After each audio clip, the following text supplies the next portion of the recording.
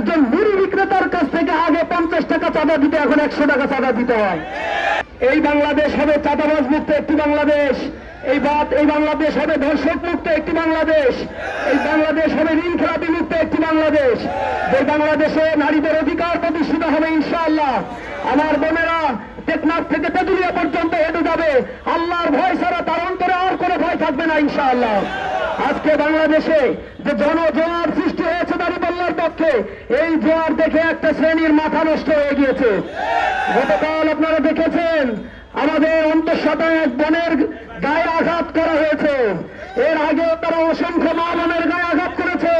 এরা নারী নিপীড়কে পরিণত হয়েছে।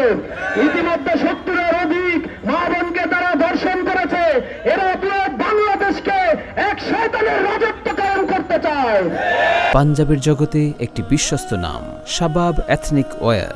ফ্যাসিবাদ বিদায় নিয়েছে, আবার ফ্যাসিবাদ পুনঃপ্রতিষ্ঠার জন্য প্রশাসন যন্ত্রকে বিচারিতামূলক আচরণ করতে আমরা দেখছি।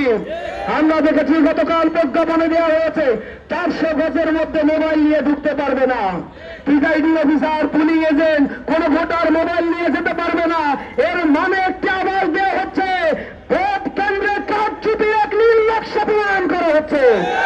যদি সেটা হয়, আমরা ইসিকে স্পষ্টভাবে বলে দিচ্ছি, এই ইলেকশন যদি তালবাহানা করা হয় আমার জুলাই নেমে আসবে ইনশাআল্লাহ। আমরা তোমাদের প্রতি আস্থা রাখতে চাই। জনগণের ভোটাধিকার প্রয়োগ করতে দিতে হবে। যদি ভোটাধিকারের ক্ষেত্রে কোনো টালবাহানা করা হয় তা মেনে নেওয়া হবে না। আমরা আরো লক্ষ্য করেছি প্রতিটি লোকের কাছ থেকে রাস্তাঘাটে একজন মুড়ি বিক্রেতার কাছ থেকে আগে 50 টাকা চাঁদা দিতে এখন 100 টাকা চাঁদা দিতে হয়। কোন বিল্ডিং তারা তৈরি করতে পারে না, চাঁদা দিতে হয়। সন্ত্রাস ধর্ষণে অভয়ারণ্য পরিণত করেছে। চাঁদা দিতে না পারার কারণে প্রকাশ্য দিবালোকে পাথর মেরে হত্যা করা হয়েছে মানুষকে। যারা পাথর মেরে মানুষকে হত্যা করতে পারে তাদের কাছে বাংলাদেশ নিরাপদ নয়। যারা ক্ষমতায় আসার আগে 232 জনকে হত্যা করতে পারে, জুলাই বিপ্লবে তাদের এত লোক মারা যায় নাই। সুতরাং তাদেরকে স্পষ্টভাবে বলতে চাই, জনগণ আজ জেগে উঠেছে। আমাদের এই 17 আসনে আমরা নারী, পুরুষ, সাধারণ মানুষ, খেটে খাওয়া দিনমজুর থেকে শুরু করে উচ্চবিত্ত মানুষের মধ্যে যে পরিবর্তনের আভাস লক্ষ্য করছি, ইনশাআল্লাহ বিপুল ভোটের ব্যবধানে 17 আসনে খালিদুজ্জামান ভাইয়ের দাঁড়িপাল্লা বিজয় অর্জন করবে ইনশাআল্লাহ।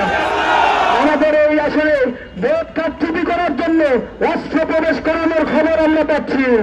আমরা প্রশাসনকে ব্যবহারের খবর পাচ্ছি। তাদের নেতা আসার পরে যে বসন্তের কথা তারা বলেছিল, সে বসন্ত যখন ফিকে হয়ে গিয়েছে, এখন প্রশাসনকে ব্যবহার করে 1 লক্ষ কারচুপির নির্বাচন তারা করতে চাচ্ছে। যদি সেটা করা হয়, এ ছাত্র জনতা হাসিনার মতো ফ্যাসিবাদী এক দানবকে বিতাড়িত করতে পেরেছে। আর আপনি তো কিছুদিন আগে লন্ডন থেকে এসেছেন, সুতরাং আপনাকে ক্ষমা করা হবে না। জনগণের ভোটাধিকার প্রয়োগের ক্ষেত্রে আমরা সবসময় সচেতন রয়েছি। ইসলামী ছাত্র শিবির